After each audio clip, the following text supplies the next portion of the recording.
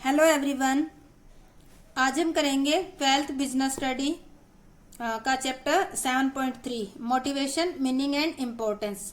मैंने पिछले लेक्चर में आपको बताया था कि ये हमारा लास्ट लेक्चर है, जो कि 4th लेक्चर था। वो 4th लेक्चर लास्ट लेक्चर नहीं होगा, क्योंकि उसमें केवल हम मॉनेटरी ही कर पाए थे। जो हमारी वित्तीय या मौद्रिक प्रेरणाएं थी वही कर पाए थे। क्योंकि लेक्चर ज्यादा लंबा हो रहा था, इसलिए मैंने उसको शॉर्ट कर दिया। तो इस लेक्चर के अंदर हम क्या करेंगे, ये हमारा होगा 5th लेक्चर। 5th लेक्चर के अंदर हम करेंगे अमौद्रिक या अवित्तीय प्रेरणाएं। तो हम इसको स्टार्ट करते हैं। उससे पहले आप मेरे चैनल को सब्सक्राइब कर दें। तो देखो, अवित्तीय प्रेरणाएं होती क्या है। नॉन मॉनेटरी, नॉन फाइनेंशियल या नॉन मॉनेटरी इंसेंटिव होते क्या है। तो हम इसको स्टार्ट करते हैं। अवित्तीय प्रेरणाएं वे हैं जिनका मुद्रा से कोई प्रत्यक्ष संबंध नहीं है। इसके नाम से ही पता चल जाता है कि ये ऐसी प्रेरणाएं हैं जिनको मनी में आप नहीं कन्वर्ट कर सकते। ये प्रेरणाएं मनुष्य में उच्च स्तरीय आवश्यकताओं जैसे सामाजिक सम्मान व आत्म प्राप्ति आवश्यकताओं को संतुष्ट करने में सहायक होती है। जैसे वित्तीय प्रेरणा कौन सी को संतुष्ट कर रही थी, आवश्यकता को, पहली और दूसरी को संतुष्ट कर रही थी। और जो नॉन मॉनेटरी या नॉन फाइनेंशियल जो इंसेंटिव है, वो हमारी तीसरी, चौथी और पांचवी को आवश्यकता को संतुष्ट करती है, मास्लो की जो क्रमबद्धता है उसके अकॉर्डिंग। तो अब आता है कि नॉन वित्तीय का अभिप्राय, मतलब क्या है, अर्थ क्या है। इसका अभिप्राय है वित्तीय रूप से संपन्न व्यक्तियों को अभिप्रेरित करने के लिए वित्तीय पुरस्कार के स्थान पर अवित्तीय पुरस्कार अधिक प्रभावी होते हैं। ये नॉन मॉनेटरी या अवित्तीय जो हमारी अभिप्रेरणा की टेक्निक है, इसके अकॉर्डिंग जो व्यक्ति वित्तीय रूप से संपन्न है, उनको अगर आप वित्तीय प्रेरणा देना चाहोगे तो वो मोटिवेट नहीं होंगे। इसलिए उनको मोटिवेट करने के लिए अवित्तीय पुरस्कार प्रणाली को आपको अपनाना पड़ेगा। ये कई प्रकार की होती हैं, जैसे हम स्टडी करते हैं। पहली आती है हमारी पद, स्टेटस आता है। पद का अर्थ एक व्यक्ति के संगठन में स्थान या पोजीशन या रैंक से है। पद का छोटा या बड़ा होना, पद से जुड़े अधिकार, उत्तरदायित्व व अन्य सुविधाएं। अन्य सुविधा में जैसे व्यक्ति का केबिन अलग होना, महंगा फर्नीचर, गाड़ी, चपरासी, पीए वगैरह, इन पर निर्भर करता है कि व्यक्ति का पद छोटा है या बड़ा है। हर व्यक्ति बड़े पद की चाह रखता है, अतः कर्मचारियों के पद में बढ़ोतरी करके अभिप्रेरित किया जा सकता है। कर्मचारी जिनको अवित्तीय प्रेरणा दी जाती है, उनको छोटे पद से बड़े पद पर ले जाकर उनको ज्यादा सुविधाएं प्रदान करके उनको मोटिवेटेड किया जा सकता है। इससे कर्मचारियों की मनोवैज्ञानिक, सामाजिक और सम्मान की आवश्यकताओं को पूरा करती है।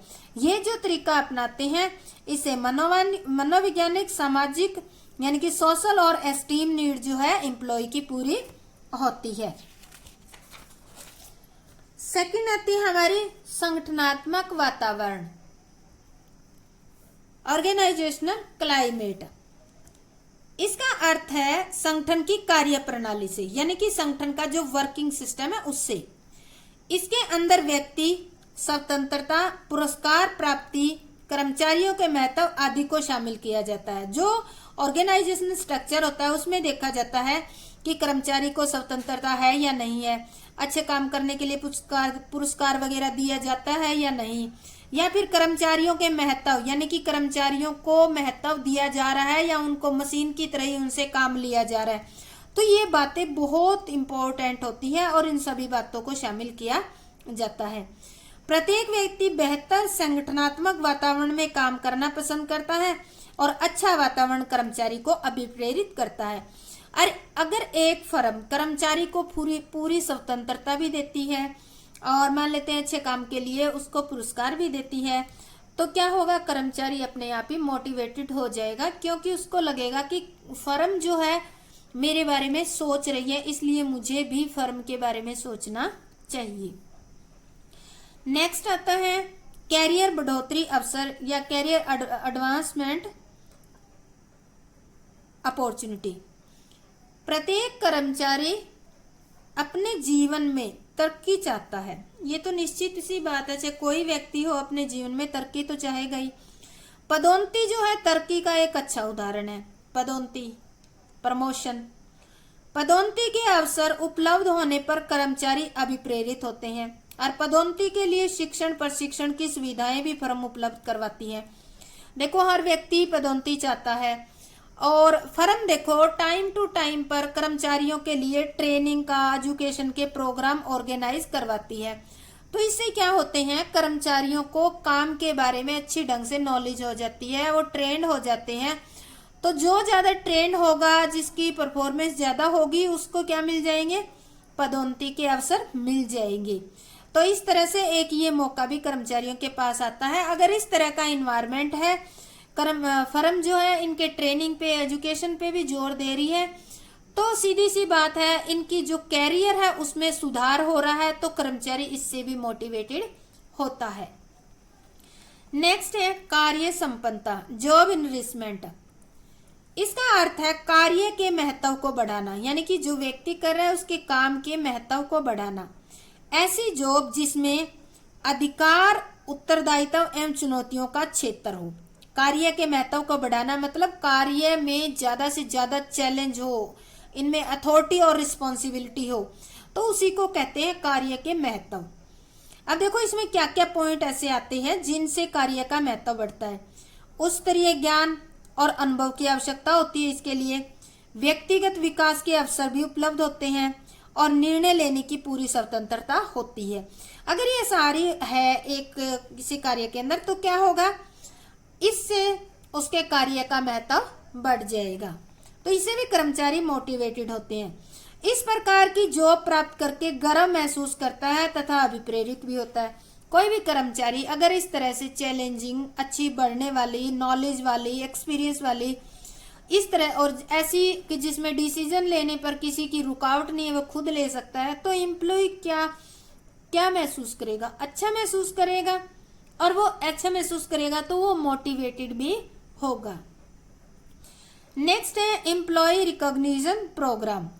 प्रत्येक कर्मचारी चाहता है कि संगठन में उसकी पहचान हो और वह सबसे अलग दिखे। अब देखो हर एक कर्मचारी की ये इच्छा होती है कि वह जिस भी संगठन में काम कर रहा है वह संगठन का एक इम्पोर्टेंट पार्ट है और वो संगठन में अलग से दिखना चाहिए, यानी कि संगठन के अंदर या फर्म के अंदर पता होना चाहिए कि ये व्यक्ति है और इसने इतना इम्पोर्टेंट ये काम कर रहा है। तो ऐसी इच्छा हर एक कर्मचारी के मन में होती है।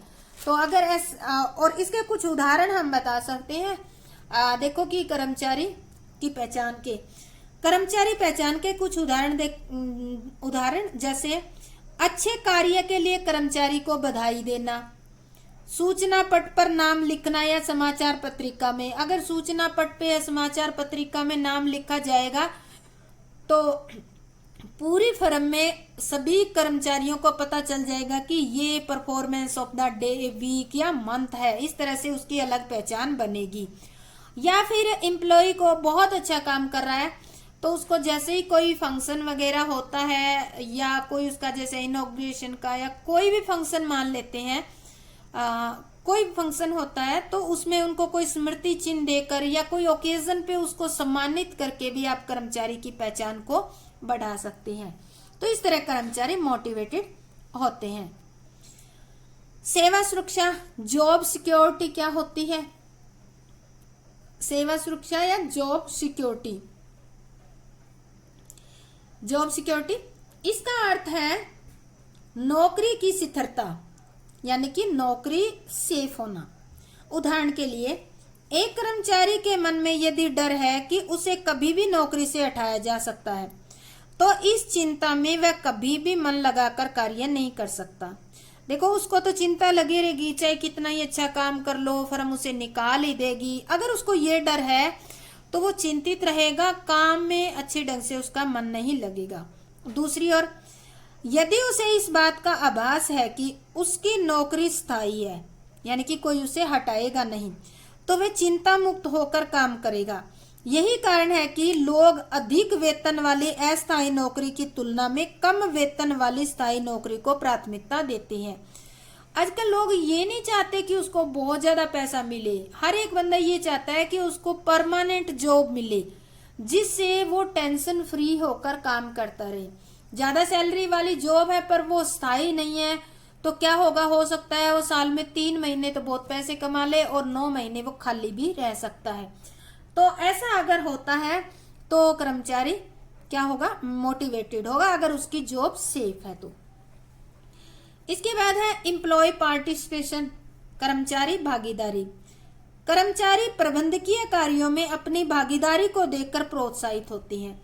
यानी कि कर्मचारियों को अगर प्रबंधकीय कार्यों में या कोई भी पॉलिसी बनाते हैं, नीतियां बनाते हैं, अगर उनके सुझाव ले दिए जाते हैं तो कर्मचारी खुद मोटिवेटेड हो जाते हैं। उनको महसूस होता है कि हमारे जो अफसर है वो नीतियां बना रहे हैं, वो हमारे से पूछ पूछ कर बना रहे हैं, तो वो इसी से ही प्रोत्साहित होते हैं और उनकी मदद से तैयार की गई नीतियों को सफल बनाने में भी पूरा सहयोग देते हैं। और अगर उनकी सहायता लेकर, उनके सुझाव लेकर अगर कोई नीति बनाई है और उसको लागू करना है, तो लागू किसको करना है, कर्मचारियों को ही। तो कर्मचारी उस नीति को पूरा जी जान लगा देंगे सफल बनाने में, क्योंकि उनको ये महसूस होगा कि ये तो हमने ही कहकर बनवाई है, इसलिए वो उस जो पॉलिसी है उसको पूर्ण तरीके से सफल करने में सहयोग देंगे। तो इस तरह से कोई भी पॉलिसी कोई बनाई जाए तो उसमें एम्प्लॉय की पार्टिसिपेशन जरूर होनी चाहिए। इससे एम्प्लॉय भी मोटिवेटेड होता है और दूसरा पॉलिसी को लागू करना भी बड़ा इजी रहता है। इसके बाद है कर्मचारी सशक्तिकरण, एम्प्लॉय एम्पावरमेंट। इसका अर्थ है कर्मचारियों को अधिक निर्णय स्वतंत्रता देने से है। जब कर्मचारियों की निर्णय स्वतंत्रता बढ़ती है तो यह भावना उन्हें अभिप्रेरित करती है।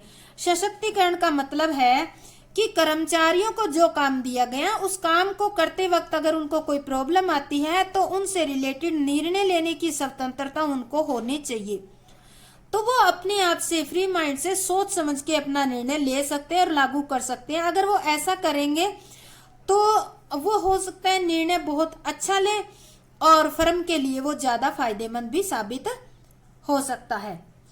तो इस तरह से आप एम्प्लॉय को मोटिवेट कर सकते हैं। तो ये थे हमारी अवित्तीय मौद्रिक प्रेरणाएं जिसके द्वारा एक ऐसे व्यक्ति को मोटिवेटेड किया जा सकता है जिसकी फाइनेंशियल स्थिति बहुत अच्छी है पर उसको फर्म में मोटिवेट किया जाना भी जरूरी है। अब हम करते हैं डिफरेंस इसके बीच में। Difference between monetary and non monetary incentive, यानी कि वित्तीय और अवित्तीय जो प्रेरणाएं हैं उन दोनों के बीच में अंतर क्या है। सबसे पहला आता है यहाँ मॉनेटरी इंसेंटिव लिख रखा है, ये नॉन मॉनेटरी इंसेंटिव है। मौद्रिक प्रेरणाएं और अमौद्रिक या वित्तीय या अवित्तीय भी कह सकते हो। सबसे पहला है नाप, मेजरमेंट। जो मौद्रिक प्रेरणाएं होती है उनको तो मुद्रा में मापा जा सकता है पर अवित्तीय को मुद्रा में नहीं मापा जा सकता, जैसा कि इसके नाम से ही क्लियर हो रहा है। उपयुक्तता, स्टेबिलिटी, ये जो मौद्रिक प्रेरणाएं है ये श्रमिकों के लिए उपयुक्त होती है क्योंकि श्रमिक जो होते हैं उनकी वित्तीय स्थिति थोड़ी सी ऑफिसर के कंपैरिजन में कमजोर होती है।